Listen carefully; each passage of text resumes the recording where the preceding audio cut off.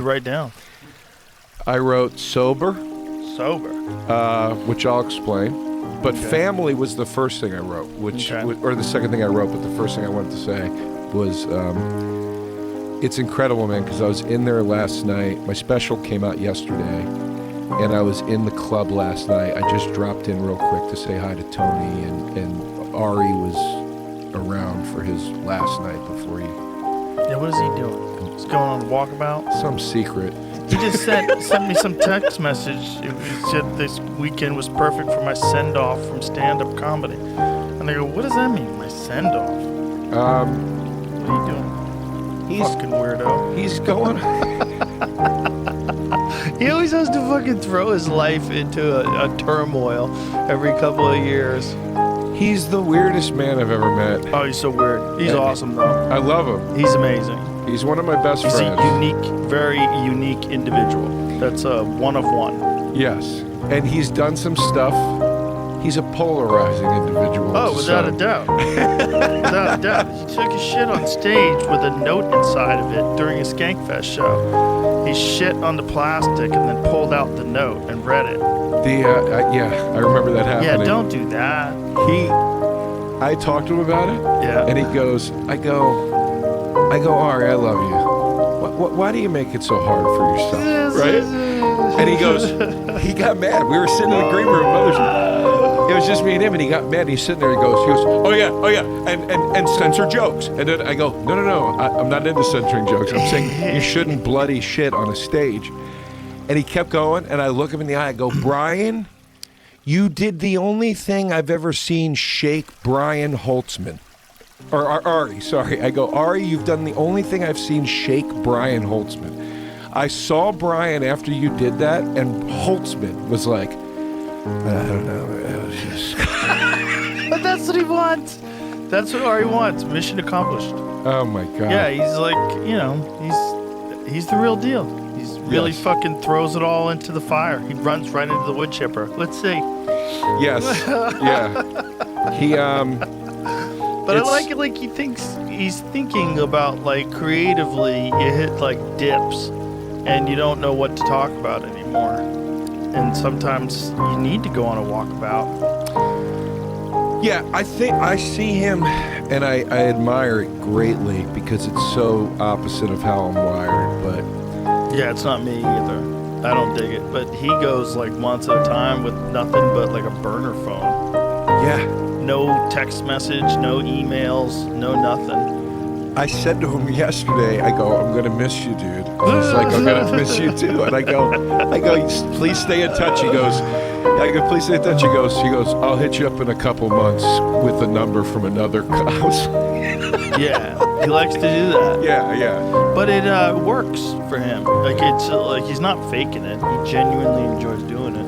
Yeah. He's smart, He's like, I gotta throw my brain into a totally different environment every now and again and see what's really going on. I think he likes the challenge that life can be.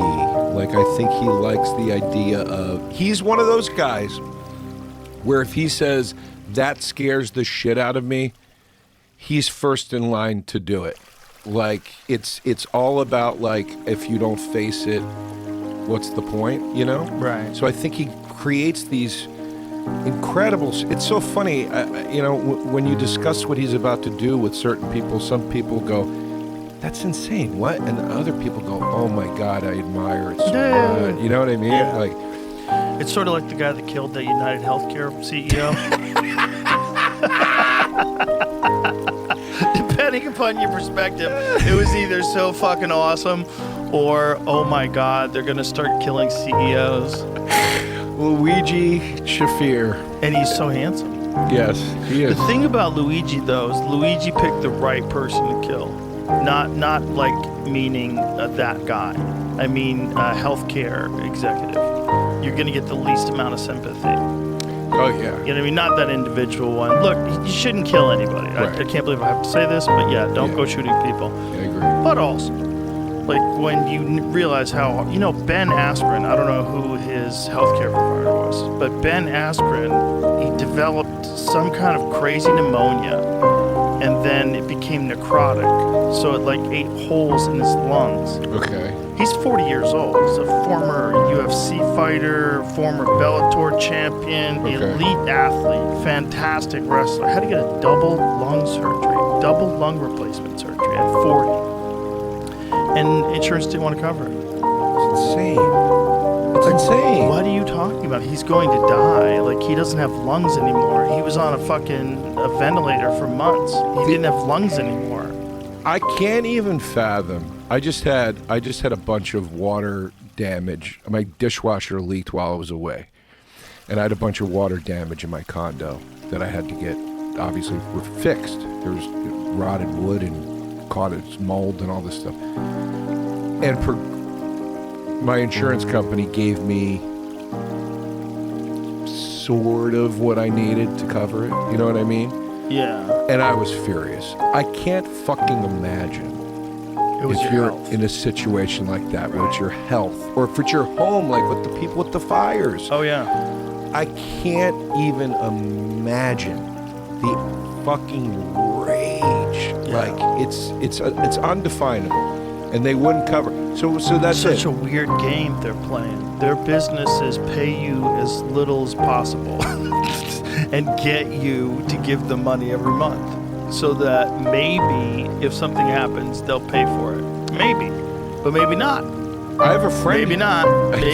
Maybe not. Maybe you need a double lung transplant, and they're like, nope, we're not going to cover that. That's too much money. Yeah. Come to court. Yeah. Or figure it out. Insurance has become buying the protection plan at Best Buy.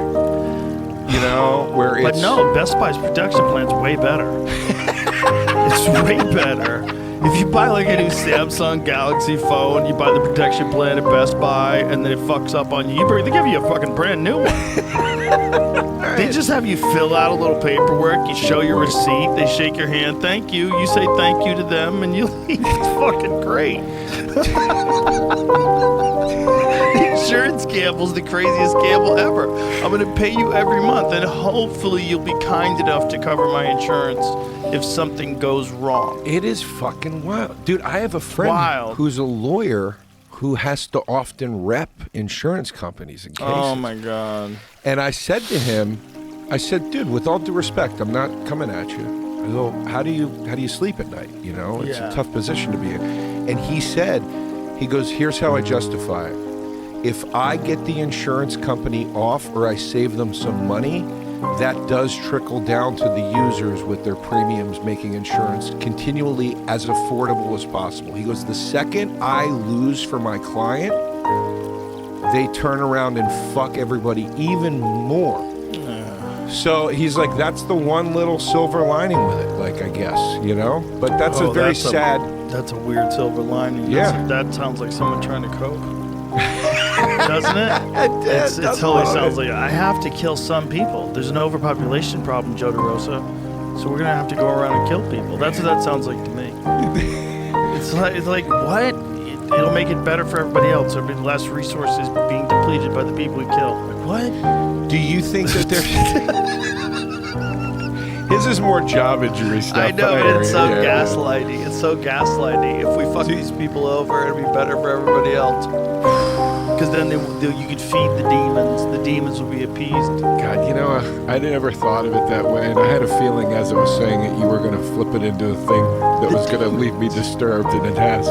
If there's anything demonic, like, people don't want to think about demonic. Like, they don't want to think like, oh, there's like a devil with a pitchfork and a fucking tail with a pointy end to it.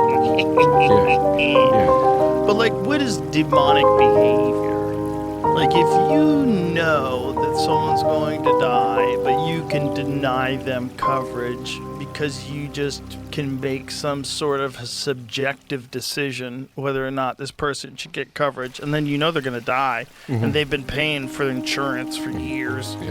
How do you do that? That's like a pact with it. Like, you could just sign here, and then they're covered, and then they get this operation. You do everything you can to help them, and then everybody loves your company. Or you could say, I just want the money now. It's dark. It's dark.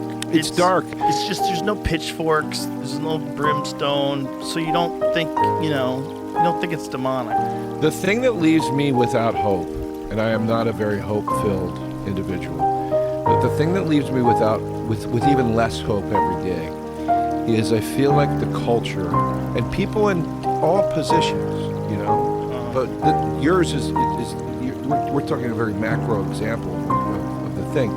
I find that more and more people every day they position themselves in a way where they say, I will not be accountable, and I will force you to be the one that has accountability, to hold me to something. And until you hold me to something where I cannot squirm or pivot in any way, at that point I will then be accountable. And I feel that more and more people operate like that, obviously on a corporate level, but also an individualistic level. It makes me very, very sad. It's like having so many people that you encounter in your life, sometimes it's friends, and you're sitting there going, really? I have to be the adult? I have to sit you down as a 48-year-old man and say to you, what you're acting like right now is fucked up. Yeah. Why do I have to do that with you? Because you're not going to do it, so I guess I have to. Right. And the more that you try to hold yourself to accountability, and I'm not patting myself on the back in any way, but I find that burden grows and grows and grows, and you just start to get to this place where you're like, what the fuck is going on? It's like an epidemic of ethics at a certain point. Especially if you get indoctrinated into a real cutthroat corporate environment. You know, those guys can justify a lot of stuff because that's in the culture. Like, our culture is talking shit to each other. Like, the way we talk shit to each other, like, there's a lot of people in a lot of other jobs that would have a giant problem with what you and I think is awesome. Yeah. Like, if you cracked on me and it was fucking awesome and we're all howling, like, I could get you in real trouble if we were accountants. Yeah. You know? Yeah. If we're accountants, that'd be a giant problem. Yeah. So we're used to fucking with each other, and we're used to laughing about stuff, and we're used to saying ridiculous shit that we don't really mean just for fun. And most people aren't. So this is our culture. This would freak, like, if you got normies and you brought them into the green room of the mothership, and we're all just hanging out one night, just talking and having fun, probably freak them out. That people talk like this. Like, Jesus Christ, you guys are at work and you talk like this? This is crazy. It's why comics I've seen people get very offended who aren't comics that get brought into a green room. Right. And the comics are kind of ignoring them or making it very clear we don't want you in here. Yeah. And people think that that's the comics thinking who the fuck they are. It's not. It's like, guys, we have a thing we do. You're not part of it. You're not going to understand it. And I've seen more than once somebody get offended by something we're saying who shouldn't have been in here in the first place. It's usually someone's boyfriend or girlfriend. Yes. Yeah. Almost always. Yeah. I'm trying to be nice. Yeah. It's someone's It's girlfriend. only happened once with a guy. But you got to count it. You got to count it. Yeah. Once in 1968, a man got offended in a green room. There's some guys that are just notoriously make bad decisions. And then they bring their bad decisions around for everybody else to revel in. God almighty. I mean, is there anything worse? That's right, but this is just our culture. That's the most minor of things to worry about. Someone fucking up the vibe of the green room with dopey talk, which is fine. Is fine. But it's so much better than in that cutthroat. So, like, it literally rewards sociopathic behavior. Like, to be a person who thinks entirely on the bottom line of the company. This is my job as a blah, blah, blah. Yeah. You know, my job is to make sure that we make more money every fucking quarter, period, end of discussion. And then you get in that mindset, and that's what you're trying to do. And everybody else is trying to do that too, so they're all fucking each other over. And then what's the ultimate form of that? Politics. Yeah. The ultimate form of that. The ultimate form of fucking everybody over and making the biggest exaggerations and lying the most about people and using the most leverage. It's wild to watch, man. And what you're describing is it's quintessential Rod Serling shit. It's when it comes down to survival, because eventually that to me is what the technique is and how you get it to keep working in your favor if you're the asshole at the top of the food chain, right? You say, if I make people desperate enough, they will do desperate things to keep the a situation that they feel now privileged to have or lucky to have. Right. And you get people. Did you ever see that Twilight Zone where the guy has the bunker? Yeah. And he tells the neighbors, I keep telling you, build a nuclear bunker. You're going to need it. They're all making fun of him. And then the thing comes over the radio as they're talking at dinner. There are nuclear missiles on the way, whatever. And he goes to his bunker, and they're all at his door, like, let us in. He goes, I told you guys you should have made a bunker. There's only enough room in here for me and my family. And they kick his door in, and they turn on each other, and they start getting racial with each other, right? And then at the end, it was a false alarm. Oh, God. And now everybody's revealed. Everybody's sitting there like, yeah. And they're like, well, sorry about that. And he's like, no, there's no turning back from this, you know? Yeah. But that's what it is. It's people get so desperate. It's survival. And as long as they feel that fear, that threat, that my weekly paycheck might be cut off for me, and that starts the chain of dominoes to my children starving or whatever it is. Yep. People do some really foul fucking shit, man. Oh, yeah. You know? Some really foul fucking shit, you know? I feel very lucky that we're in several different ways. You know, we're all operating sort of at different levels of this crazy industry we're in. But all of us in this circle that we now all exist in comedy, it's like we all get to be independently employed, independently sufficient. And I think that allows you to potentially live a better life, you know? It's just a better way of life, for sure. Well, at least for us. But the thing is, some people, they genuinely like coding. You know what I mean? Right. So it's like, unless you can get a job off-site where they don't even let you do that anymore. Now they're making people go back to work, which is so interesting. Yeah. Because there's a few people that fucked it up for everybody else, probably. It was like a bunch of lazy people who fucked off and didn't really do their work and kind of like half-assed everything because they were at home in their fucking pajamas and they didn't want to go back to work. Yeah.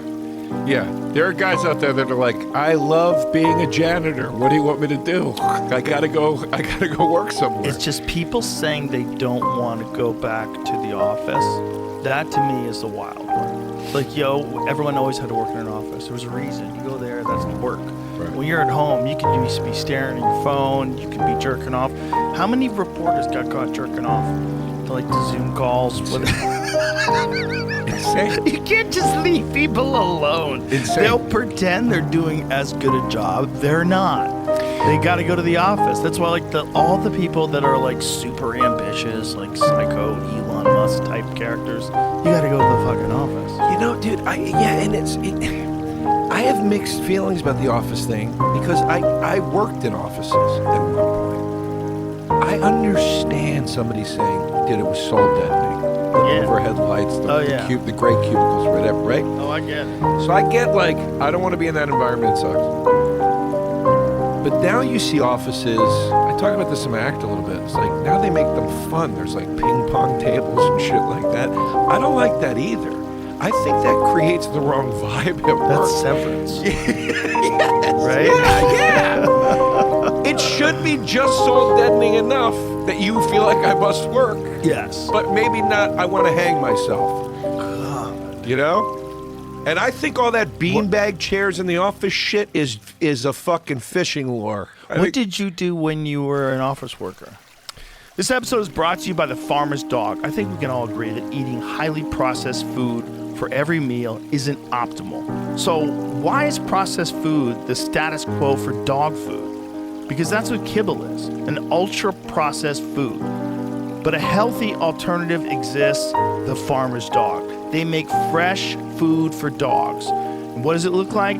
Real meat and vegetables that are gently cooked to retain vital nutrients and help avoid any of the bad stuff that comes with ultra-processing. And it's not just random ingredients thrown together. Their food is formulated by on-staff, board-certified vet nutritionists. These people are experts on dog nutrition, and they're all in on fresh food. The Farmer's Dog also does something unique. They portion out the food to your dog's nutritional needs. This ensures that you don't overfeed them, making weight management easy. Research shows that dogs kept at a healthy weight can live up to 2.5 years longer. Head to thefarmersdog.com/Rogan to get 50% off your first box, plus free shipping. This offer is for new customers only. The last one I had was I worked for the Senate in Texas. I worked for the, your expression is so funny. I'm just waiting for you to finish. This is interesting. I don't want to give it away. I worked for the Texas Senate. I worked for the Senate Media Department during the 76th legislative session or the 77th. No shit. What'd you do with them? So I went to college for production, video and audio production. And I got out of school, and at the time, I graduated in 2000. So it was right after that whole Tarantino, Robert Rodriguez indie film boom happened. And I said, that's what I want to do. I want to work in independent film. I want to do that. I want to write scripts. I want to direct movies. I want to create like in that space. So I said, well, I keep hearing about this Austin, Texas. Robert Rodriguez is from there. Who's the guy, Slacker? The guy that did Slacker and Dazed and Confused. And Richard Linklater, he was from here. And I'm like, well, those guys are doing stuff down there. And, I had no fucking concept till I even worked. Right. So I moved down here.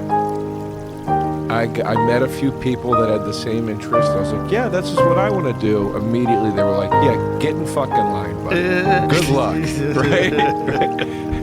So I got a job. For a little while I was working at like the PBS or whatever, the government TV station over here, whatever the hell it was.